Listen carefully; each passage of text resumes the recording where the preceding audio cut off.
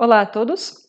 Bom, voltando ao Teorema de Green, uma das maneiras de aplicarmos ele é para o cálculo de áreas. Para isso, vamos lembrar um pouquinho sobre o Teorema de Green, o que ele significa. O Teorema de Green, ele é a função, se você tem uma integral de f em relação a x, g em relação a y, que é o nosso campo vetorial, a gente faz a integral dupla do g de x, derivada do g em x, menos derivada do f em y, dA. Vamos pensar o seguinte, no cálculo de áreas. No cálculo de áreas, você faz a integral dupla de 1 vezes o dA. Significa que você pega aquela área, aquela região, você aplica a função 1 e multiplica ela por toda a região. Se você tem a região vezes 1, o resultado vai ser a própria região, a própria área, certo?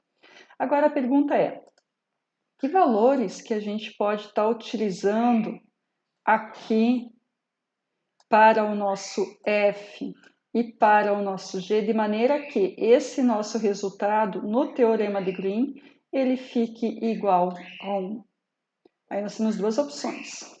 Primeiro, se o nosso g ele for igual a x, então, se por um acaso aqui no g nós tivermos x e aqui 0, vejam que a gente tem derivada do g em relação a x, que é 1, menos derivada do f em relação a y, ou aqui qualquer função que não envolva o y, né? Qualquer função que não envolva o y, portanto, vamos colocar assim, uma constante x.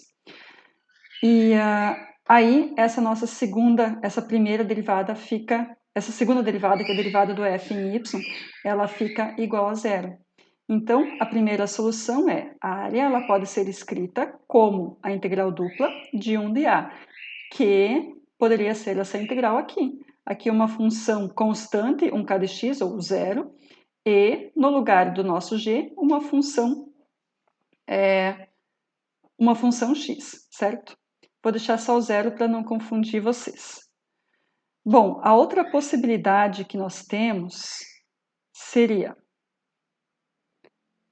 para que essa função seja igual a 0, que a gente trabalhe com o nosso f.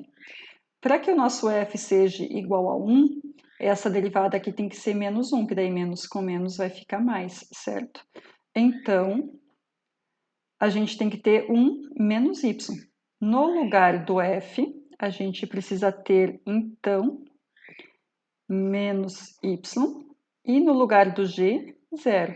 Pelo teorema de Green, derivada do g em relação a x, 0, menos derivada do f em relação a y, que é menos 1, menos com menos, mais 1, que é o que nós temos aqui em cima.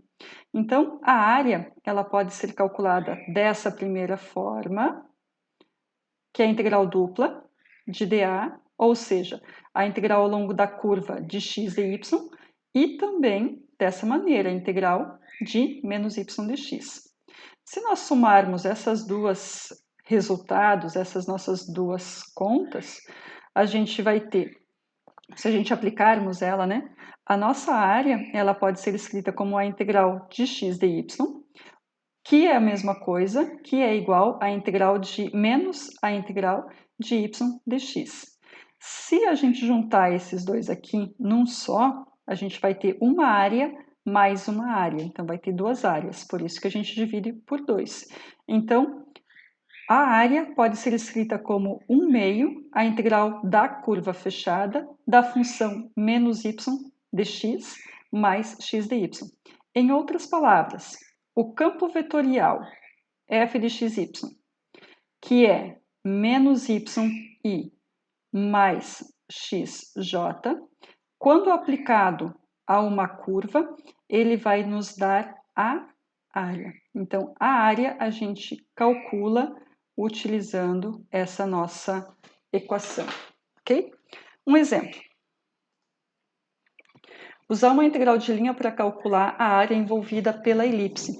X ao quadrado sobre a ao quadrado, mais y ao quadrado sobre b ao quadrado, igual a 1. Lá de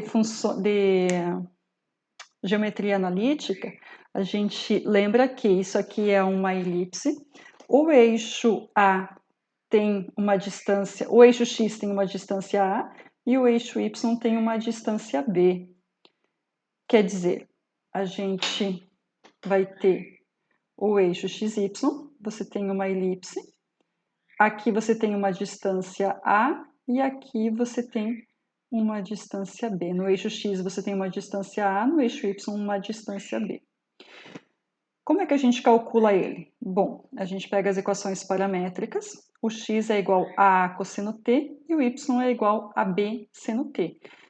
Lembra que a equação paramétrica de uma circunferência é r cosseno t e r seno t? Então, o tamanho do raio em x é um raio A, o tamanho do raio em y é um raio B. Então, A cosseno t, A seno t. O t vai de 0 até 2π porque ele dá a volta inteira. Para calcular a área, a gente aplica essa nossa fórmula. 1 meio, a integral de um campo fechado, de menos y dx mais x dy. Essa é a equação paramétrica, esses são os limitandos. Substituindo, então, a gente vai ter 1 meio, o t vai de 0 até 2π, a volta inteira, menos b, o nosso b, menos y, o nosso y é b seno t, vezes dx. Dx é a derivada. Derivada do a cosseno é menos a seno, mais o x. O nosso x é a cosseno, vezes dy. Dy, a derivada do b seno é b cosseno. Resolvendo, então, menos com menos vai ficar mais. A gente tem AB seno quadrado mais AB cosseno quadrado. Seno ao quadrado mais cosseno ao quadrado é igual a 1. Portanto, a gente tem 1 meio A vezes B, integral de 0 até 2π.